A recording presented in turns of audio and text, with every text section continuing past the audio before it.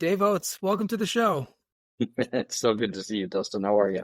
I'm doing well. I'm very happy to have you here. I know we've had a discussion before about some of the things in your career journey and what you do. But before we jump into some of those things, could you just briefly announce yourself and tell us a little bit about who you are and what you do? Sure. Thanks for the time. I'm Dave Oates. I do crisis communications, crisis management, crisis PR. So I'm the guy that business owners, executives of nonprofits, organization, big and small, call when their reputation is being called out in some sort of public forum, right? Whether that's the employee water cooler talk, whether that's on, something like a Slack channel, or in the press, Instagram, TikTok, LinkedIn, Facebook, Glassdoor, Google, Yelp, Facebook, any sort of public discussion that is getting people to question whether they should work for you, do business with you, partner up with you, invest in you, donate to you. I'm the guy that usually comes in at those moments and helps them set up a communication plan so they can get back to normal operations and give a little space so they can fix whatever the issue was, even if it's simply miscommunication, and stave off what could be, in some cases, a real detriment to their ability to continue on in the same fashion they were before. And I'd love to jump into some of the specific stories. You don't have to say any names or companies. You can limit that to whatever you want. But before we do that, could you talk a little bit about your origin story and your journey getting into your career? Because I think it's a fascinating experience. Yeah, I appreciate that. Right. So everybody asks, like, well, did you go to school for this? And not in the same way you think so. Right. I got into this profession in kind of a bass-ackwards way. So I was a Navy officer and turned Navy public affairs officer. So after getting an ROTC scholarship and served as a midshipman in college setting, I got my commission, came out to San Diego and was training to drive ships, combat and engineering roles. And on my first ship, which was a guided missile frigate, I got the opportunity to take on a collateral duty, an additional duty, in addition to those other roles, and happened to be the public affairs officer. And I was like, sounds great.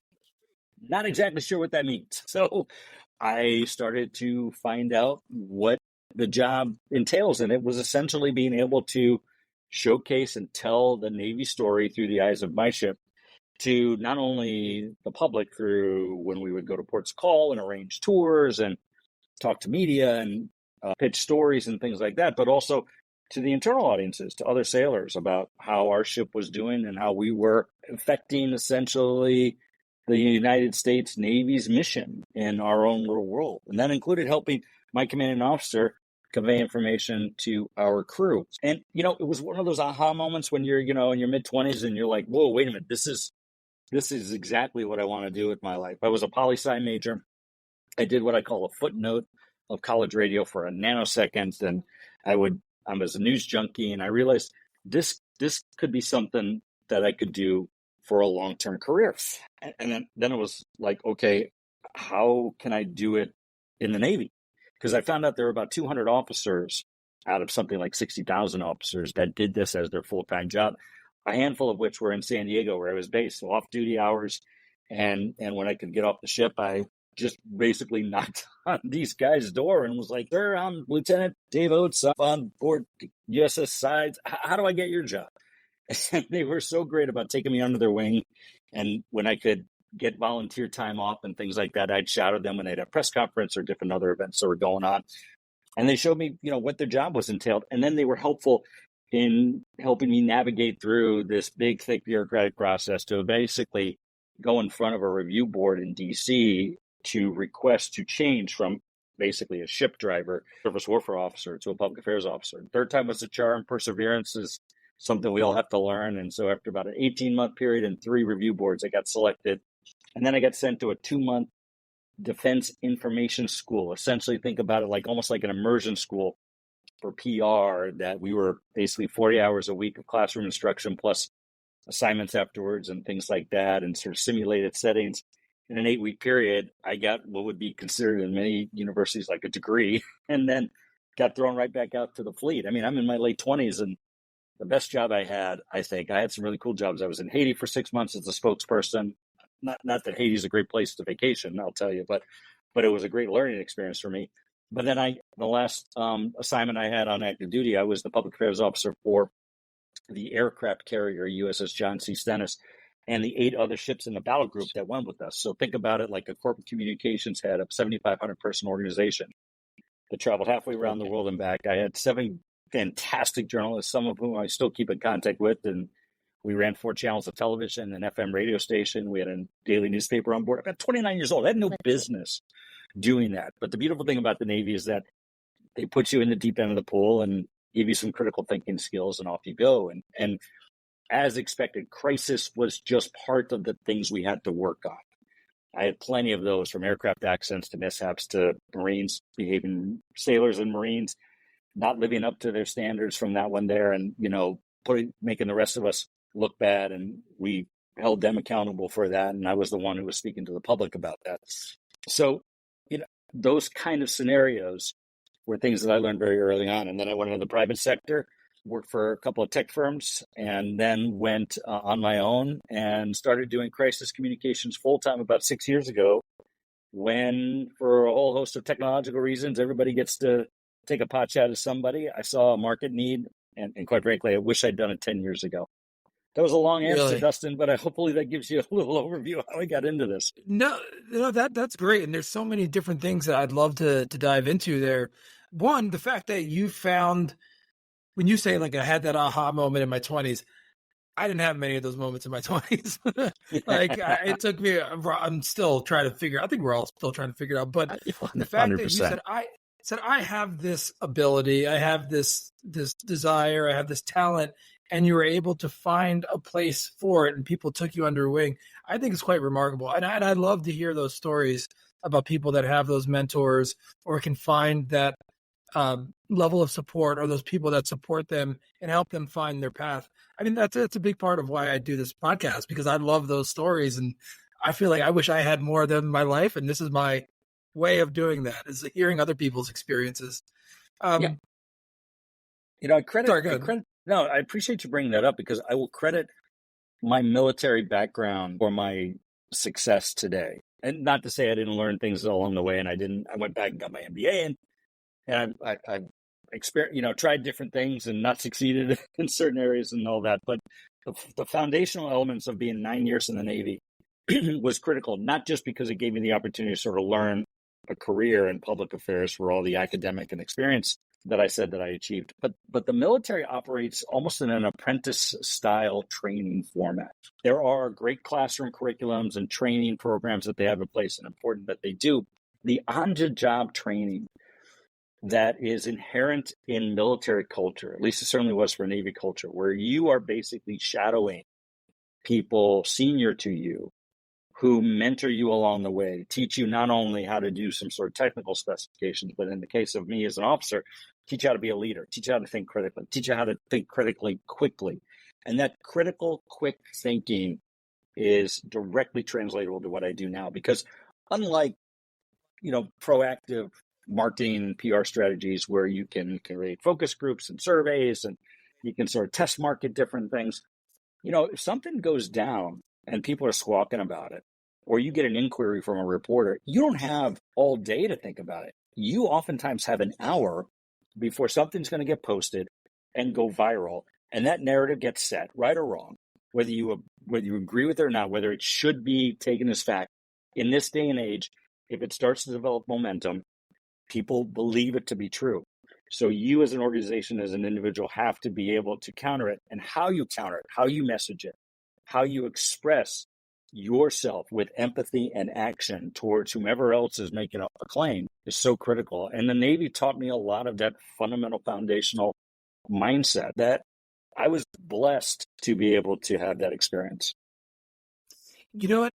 You took the initiative to actually reach out to some of these people. I think it's something that should not be overlooked, though. I mean, it's great that they, foster that type of environment. But one of the things that I'm seeing, especially as I work with some younger professionals in, commercial real estate and business, some people are introverts, and it's a little harder to get them to reach out, to tap somebody on the shoulder, to push forward on things. But the fact that you were able to do that, I think, is a huge part about your character and what you do that should be recognized. Well, thank you for that. I came about it through the School of Hard Knocks. I was I've always been an extrovert, and I didn't take a speech class in college. I was the guy that you told to shut up and let somebody else talk in class and that kind of stuff. But that aside, I guess I was brought up with a mindset that, do what you're told and everything will be fine. And I'll go back to my Navy days. You have that mindset, you're not being effective, because there are circumstances where there's no right answer, there's no clear answer, there's no definitive answer, and you have to rely on your judgment to get through that, and also have to anticipate what's forthcoming in an operational environment. And so with that, I learned when I wanted to really pursue something that I needed to have that same mindset for myself. If I really wanted to go after a career that I'd had no real introduction before somebody handed me this part-time duty as almost a check in the box, then I realized it was incumbent upon me to go create that opportunity. And you're right. I teach at San Diego State, and one of the things that I'm teaching the juniors and seniors who are taking my class is that they're enough. I emphasize that over and over again, that you are enough. That doesn't mean you know everything. You don't know half of what you'll need to know, but you are enough to go and find it out, and it's not going to come to you. And if you can instill that mindset on that ability to take a chance on you, the rewards are so greater. But to that end, and I'll just end with this thought, we have to change our mindset as to what it means to not succeed. We don't succeed more often than we succeed, and that is perfectly okay. In fact, I would say not succeeding is actually a success in and of itself, because you learn what not to do. The only time you fail, and that's a different word for me, is when you give up on yourself, when you don't try, when you don't put forth your full effort, right? Thomas Edison, I forget how many, I think it was in the thousands, right, of attempts he made to create the light bulb before he was successful. And people were like, oh, weren't you discredited, or weren't you disheartened every time you weren't successful? And he said, or every time you failed? He goes, I didn't fail. He said, I just learned 1,900, whatever it was, right? Times, ways to not make a light bulb. So we have to have that mindset. And I think that's true regardless, whether you're in real estate, whether you're in my profession, whether you're, go and pursue any sort of thing. You've got to change the way in which we view success and failure. Yeah, even the definition of success. I mean, there's so much to unpack with this, because number one, that growth mindset, and there's a meta skill here that I think is really important. That's learning how to learn, right? So no matter what situation you're in, like, you'll figure it out, or you'll find the resources to figure it out. And I feel like that's something that is practiced. And what you talk about is like the not succeeding is, there are steps to get there, to your growth, and you're constantly in that state of growth. However, I can say I would like to not succeed a little less.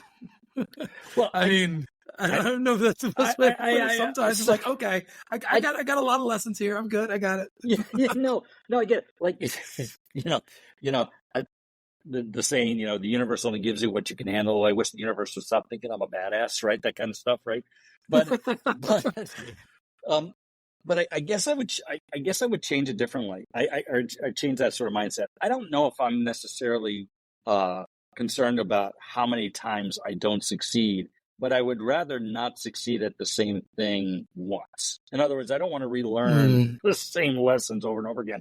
And look, I'm not speaking from a holier than thou attitude, right? Professionally and personally, I have my cuts and scrapes and bruises, and I have the scars from the repeated times I had to experience something before I went, yeah, maybe I should stop doing that, right? And so we all have that. But to the extent we can avoid having to relearn something, I think it should be our goal. If you don't succeed any less, the question that I have is, well, then are you trying enough, right? Or are you getting complacent? Or, and if you're happy, cool, right? Knock yourself out. But if you in the back of your mind say, woulda, coulda, shoulda, or if only you should listen to that, because it's telling you need to take more opportunities to learn and to try. Yeah. Well, I would say one of the things that, and I love this. I love this conversation because 100%.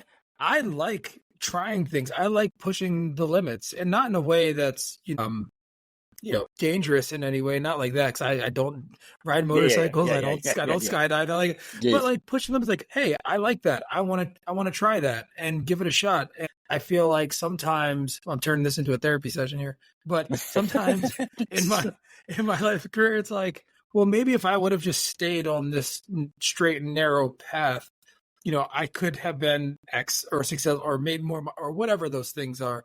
But like I've been trying different things throughout my career, and I like the people that I meet. I like what the person that I've become. But yeah, that does creep in sometimes of like maybe I adventured a little too much in trying different things. Maybe not. Hey, I don't know. I waver. no, hey, look, and I appreciate this therapy session. Thanks for saving me the $200 I normally would spend on this during the week. I appreciate it. No, but I agree. You're the therapist. You're the physician, heal thyself, right? We all go through that, and I think so. Sort of circling back, right before people listen to this podcast, going, "What the hell's wrong with these two?" The idea in my world, right, and I think it's true for leaderships or people who are entrepreneurs or looking for new ventures, is the term you have to be what I call confidently vulnerable, which sounds like an oxymoron, but it really isn't. It's the confidence that you can try new things and you can learn from them, and ultimately, if you step up to the plate enough, to borrow baseball vernacular, and you swing at pitches, you're going to get your hits, right?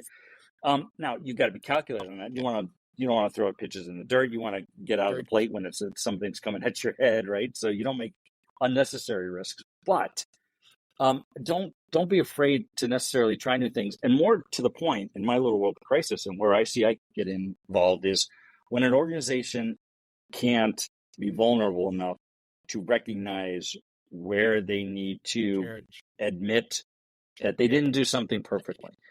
And look, I get it. There are plenty of examples where people, individuals, competitors, rivals, government officials will overstep their bounds and make accusations of an entity or an individual that are completely unfounded, right? It's total BS.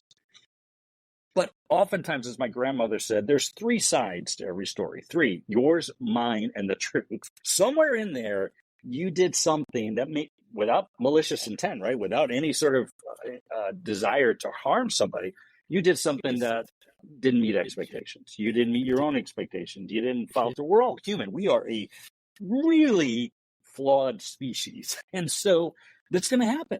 And if you can be confidently vulnerable to admit when those happen with empathy and action, then you wind up diffusing most of the crises that I get involved. Because when I do that, people get into bunker mode, right? And especially because we're all so fixated on what people are saying in this virtual meta world, to use your meta, that we are now so addicted towards. Present company accepted. I've had to put in checks to myself in order to do that. You can be vulnerable enough to do so. You diffuse the situations at hand. And for those that aren't, especially when they really is something they need to fix and they need to be open about that, I get in, and it'll cost you a lot of time and a lot of money. A couple of questions on that, because okay, let's say a company wants to be vulnerable and admit but there's a legal side of this too, right? And are they admitting fault? I mean, I'm sure that has to be something that gets weighed in the process.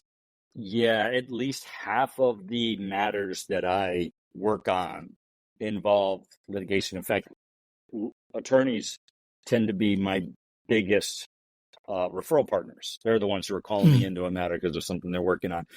Without question, right? If you are going to make some statements, there should be an evaluation about how much risk the company takes on by admitting something that then provides them some liability exposure. Somebody can sue them or something like that based on something that's said.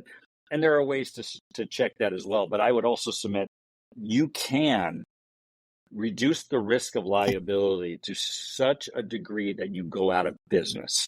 I'll give you an example. There was, in my backyard, I get clients from all over the country, but in my backyard, I didn't work on this. There was a large healthcare organization that was the victim of a ransomware attack. And it didn't affect a lot of the sensitive information, but it took their scheduling system, their online scheduling system, and their billing systems offline. And for 2 weeks, this healthcare company, through official statements, would only say that they were suffering from an event. That was it. Everybody else knew it was a ransomware attack, right? Walk like a duck, talk like a duck. It was a duck. And the reason they did is because the lawyers involved said, please don't say anything else from that. You don't know the full extent. You don't know the circumstances we're dealing with. And I don't know this to be sure, but when it's that long, at least in my experiences, the organization that took it down wasn't some kid in mom's basement. It was an organized crime syndicate from somewhere overseas. Pick your your nation that was attacking your system.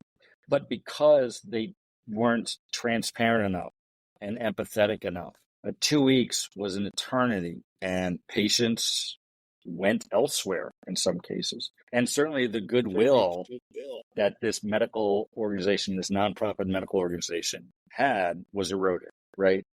I mean, we're still talking about it years later. This thing happened pre-COVID. And, or excuse me, not pre-COVID, right after COVID. So it was like 2021 or something like that. So 3 years later, we're still talking about this.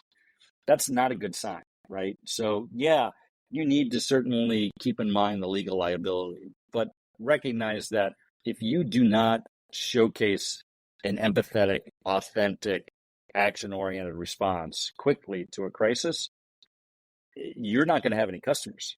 You're not going to have any investors. You're not going to have any business partners. Lawsuits are still going to come regardless. And I just put that out there as food for thought. When you're faced with crises, are you numbed by it in any way? I mean, have you seen so much that you're kind of like, oh, this one of these guys again, or like when these things come across your desk or hit your inbox? I mean, do you still get excited? Is there like a rush? Is there a challenge that you get with the different things? Yeah. So I really appreciate the question. The answer is no, I'm not numb to it. But I will say that with experience comes perspective.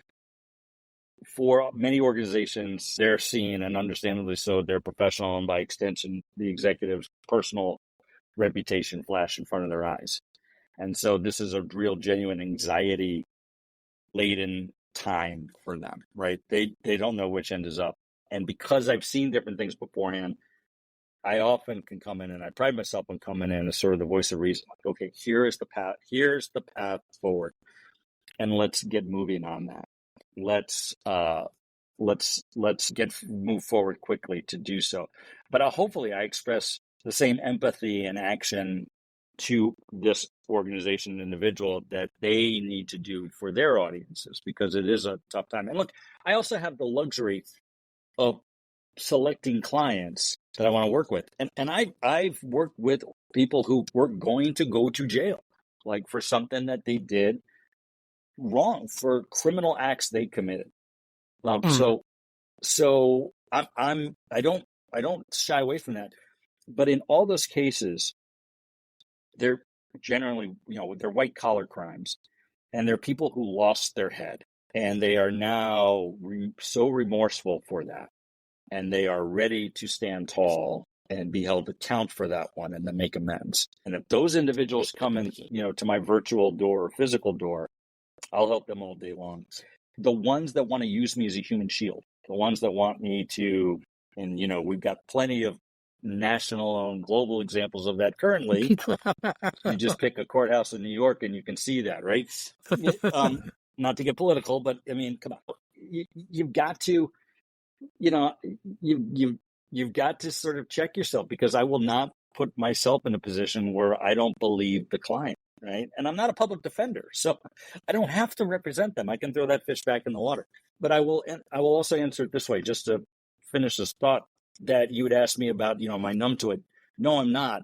I do not try to take on the stresses of the client. It's my job to be able to provide perspective, and I don't want to necessarily get walled into that.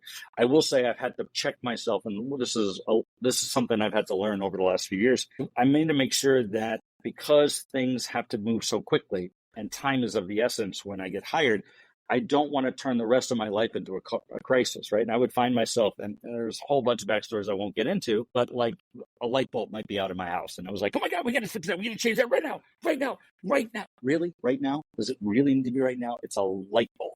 Like, take a moment, right? It's okay. I found I was doing that. Like everything became an imperative. And so I've learned emotional and mental health disciplines to check myself to make sure that it doesn't spill over. Because when your wife looks at you and says, you are being a world-class a-hole, you should listen to that. So that's at least my experience. So I really like what you talked about balance before in another regard, but I'd imagine here, and based on what you're saying, having that perspective of calm and balance, but you've seen it before, maybe not exactly this. We have what it takes to get through this. Mm-hmm. I think that's a really important way to conduct yourself and your business. I mean, similarly but different. I remember one of my knee injuries because I blew up both of my knees at different times. Ooh. Yeah, it sucked. But I remember going in to see the doctor. It was the second knee, because I tore both of my patella tendons. And the doctor was like, he's like, wow, I've never seen this before. I was like, that's not what I want to hear from my doctor, exactly. My surgeon. Even if I know what he meant. He's like, I've never seen anyone do that to both of their knees. I know what he meant. But still, it's like, that's not what I wanted to hear coming into this office. To your point, I mean, like there've been stories of late about, doors falling off of airplanes, right? And all things like that. Yeah. It's scary. But, you fly in a plane, there's a bunch of turbulence and things are bouncing around there. And you can see, you feel the tension rising, right, in the cabin. And I always check to see what are the flight attendants doing right now. And if they're calm, I'm calm. When they're freaking out, then I'll get concerned. But if they're looking around like, that's a good point, just another day at the office, then I think we're going to be okay. Yeah. Question about the profile of the companies or the people. Again, you don't even have to answer if you want to, but is there something that you see that's a common theme of your clients? So, people getting over their skis or being a little bit too ambitious or doing something. Is there anything that you can share? Yeah, sure. So I have the privilege of working with organizations, big and small, nonprofit, for-profit, right, various industries, locations, and all of that. I mean, from sports entertainment companies of $500 million to literally $2 million local nonprofits doing good work in historical preservations, right, of a neighborhood or things like that. And in most instances, the reaction by the players involved tend to be the same, right? And I guess I would categorize it this way. First off, it usually involves somebody being candid and forthright at a time where they feel they just can't be, whether that's a legal reason or they feel like they just don't have the space to sort of show a little bit of vulnerability or things like that. They will all find themselves in that position. And then the types of things that they face are very similar. And they involve people, an employee taking a pot shot at you, or claims of harassment or hostile work environment or wage and hour or favoritism or whatever. Big and small. The CEO is not doing what they're supposed to, and poor product or service deliverables. That right there, or perceptions, I should say, that encompasses 2/3 of the kind of things I work on for big and small. The other third are wickedly out of nowhere. Like I was the spokesperson and media relations person about a year and a half ago for the farm in San Mateo that was the site of the mass shooting where a farmer killed 7 people, critically injured, and 8 before turning himself in. He didn't kill himself; he turned himself in.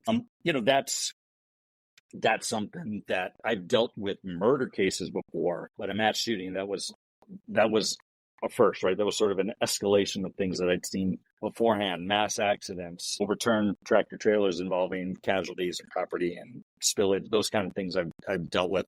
Those are, I think, the things that people, when they think of crisis, that's what they think, right? Or like mass demonstrations on college campuses and all that. By the way, Columbia University, call me. But big or small, the things that everybody deals with involve people. And it's very hard in this day and age for individuals to feel like that they can be open and transparent and vulnerable. And the more you can be, Doesn't mean that you're weak. It doesn't mean you're not a good leader, especially if you still hold true to your convictions. But to be a little bit more authentic gets you out of certain circumstances, or at least doesn't escalate the problem you're currently facing. The more I can help businesses and organizations do it, the better it is for them. So I guess when I asked before, are you numb to it? I guess I should say, when you're faced with something, like, do you feel your like tension rise the same, or is it like you notice it and then you quickly come back to baseline? Like how do you know what I'm saying? Like do you feel the rush, if you will, like, oh, like here's another case? Like, I don't know the best way to ask that question, but I think you get No, how do you come back to that baseline to act efficiently, effectively, in a timely manner? I follow you, right? And this goes back to my military training, is when there would be accidents, mishaps, whether we were trained or not, the idea was that I would be focused on, okay, you know what you have to get done. Let's stay singularly focused on that, tune out some other things that you're feeling to get this thing done and get this thing done now. And, we trained on ships for shipboard fires and hot war environments where somebody was shooting at us and it was causing equipment and people casualties and things like that. And you'd work on that. And in the crisis communications world, accusations and things that are starting to go viral on Instagram or LinkedIn or Facebook, you got to respond to that quickly. So I get kind of focused on that, where I have to check myself. Again, not necessarily taking on the stress of the client, but I find that when the matter starts to diffuse and starts to wane, is when all those things you blocked out, all those emotions, all those sort of, triggering events, I guess, for lack of a better word, for me, come to the surface. So I need a downtime to check myself, because it can mess with your head. And I don't think I'm alone in this one. I mean, I'm just talking about it from my little PR world, but everybody will have that moment, right? You have a serious problem. Somebody gets into an accident, right? Somebody gets in a car accident. You're taking a loved one to the ER. You're getting them checked out. You sort of get into that focus mode. And then it's after the doc comes in and says, the person's going to be all right, or here's the seal and here's the recovery, is when you sort of let yourself relax and open up. And then you see all of a sudden somebody loses it right there, right? Because now they're just feeling all the things they blocked out. And that's it for me. So I practice daily mental health exercises, doing meditation. I picked up guitar again after a long absence, jamming with a bunch of friends of mine for once a month. A couple guys up in Orange County who are salt of the earth people, and others as they come in. My wife and I go on hikes. I love to cook. And teaching, actually, that I do at San Diego State is a nice respite for me. It really helps get my head out of the day-to-day stuff. And I think that's important for everybody. So we touched on a lot of different things here. So when you mentioned your teaching experience and what you're doing, is there any common theme, maybe something you already discussed today? Is there anything that you really are seeing that's resonating with the youth that you're teaching, or the students that you're teaching? Yeah, I've been, because it's, these are juniors and seniors, like I said, and we talked about sort of their willingness to take risks. But what I'm trying to convey to them is the idea of, you don't have to know everything right now. You're not supposed to know everything right now. And I think there's this fallacy that because they're 1 to 3 semesters away from graduating, that they're deathly afraid of what it is next, because all of a sudden there's no syllabus, right? There's no schedule. There's no timeline. And for some of these students, they've been regimented in the school curricula, since they were in first grade, right? Things were scheduled out for them in such finite degrees that all of a sudden when they graduate, somebody's like, yep, congratulations, here's a paper, handshake, put your tassel on the other side and go. And they go where? I don't know. It's all for you. And they don't know what to do, right? I had one student, she has a great line. She was telling me, because she's getting set to graduate, and she goes, I don't know where I'm going, but I'm trying to get there. And I thought, that is flippin' brilliant, because what she's going to do is she's going to try. You're not supposed to know. It's okay. I think that's the common theme. And I remember that to some degree, though it was a little bit different for me because, I had an ROTC scholarship. So I knew that if I graduated, I was going to raise my right hand and be commissioned as an officer. And I kind of knew I was going to go drive ships. So for me, it was when I left the Navy on active duty and I got my first job in the private sector working for tech PR. And it took a couple of years for me to sort of get my feet wet as to, well, where is it that I want to go with this career? You know, a lot of people said, well, why don't you just go government PR, go civilian military PR? Because there was a bunch of opportunities there. And I was like, well, I know I can do that, but let me try my hand at this. And trust me, I had anxiety for the first couple of years trying to figure it out. And as we talked about, I'm still trying to learn, right? I'm still trying to figure out what it is I want to do when I grow up. But I can't imagine doing anything else there. But if you had told me as a 30-year-old self 24 years ago that I'd be talking to you, talking about crisis communications, my own services with national footprint, right? I would have said, you're nuts. It wasn't like that was a pipe dream that I thought I'd never be good enough for. It wasn't even part of my thought process. Like, what? Yeah. I can do that? I guess so. I mean, dating myself here, but 24 years ago, MySpace wasn't even around, let alone Facebook, for crying out loud. Like, we didn't know what social media was. We barely had flip phones, for crying out loud. Well, that's one of the cool things about, being able to develop your talents and your skills in a way that is in line with who you are as a person and how you move. Because, when that opportunity meets and the timing is right, I mean, you don't know what you don't know, and things that don't even exist yet. Maybe you are building yourself to be ready for something that's not even here yet. So it's 100%. It's pretty cool. 100%. Yeah. Well, since you brought preparation, preparation is luck equals preparation plus opportunity. Who knows what life will bring us, and we just have to embrace it. But since you mentioned, I didn't even, if you could, in hindsight, and you mentioned some other things like wild, just put it out there. If you could do anything, you're do it over. Like, I would like to be, let's say, guitar player or a teacher. Or is there anything else you could see yourself doing, like as an adult, right now in your life, besides what you're currently doing? Yeah, people are like, well, what else would you do if you weren't doing this? I can't imagine doing anything else that would be as fun right now, right? For a whole host of reasons.